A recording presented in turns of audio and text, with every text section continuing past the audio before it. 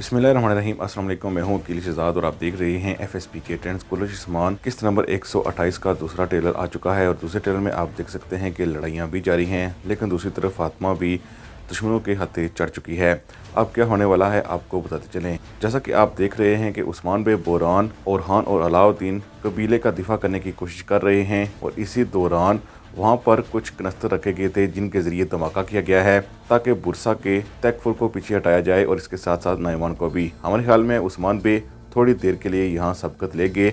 इसके बाद हमारे ख्याल में उन पर फिर गाद लगाई गई या फिर उस्मान बे ने गाद लगाई, जिसके नतीजे में आप देख सकते हैं कि उस्मान बे भी ज़ख्मी होते नज़र आ रहे हैं।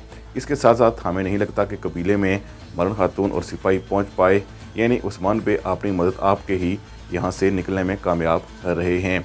इसके साथ साथ आपको बताते चलें कि उस्मान बे के बाकी आल्प्स जो येनी शहर में मौजूद थे, वो उस्मान बे को ढूंढते ढूंढते जब आए हैं आगे, तो हमारे ख्याल में बाज़ंतीनी बाकी कमानदार भी वहाँ गश्त कर रहे थे। सिपाहियों ने उन पर हमला किया और उसके बाद वहाँ भी लड़ाई हुई है। लेकिन असल बात यह है कि नाइमान ने एक जाल बिछाया है और वो जाल उसी लड़की के ज़रिए बिछाया है जो उसके खेमे में नज़र आई थी, और इस जाल में मरण खातून भी फंस चुकी हैं और इसके साथ साथ फातिमा भी।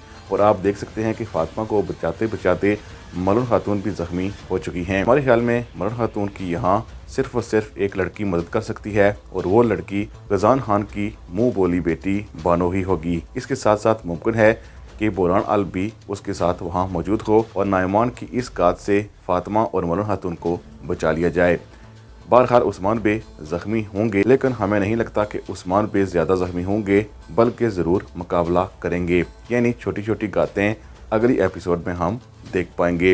ये भी मुमकिन है कि अगली एपिसोड में ही नाइमान का खात्मा हो जाए। बहरहाल सीज़न 4 की आखिरी किस्त नंबर 130 होगी, तो उसमें नाइमान का खात्मा हो जाएगा।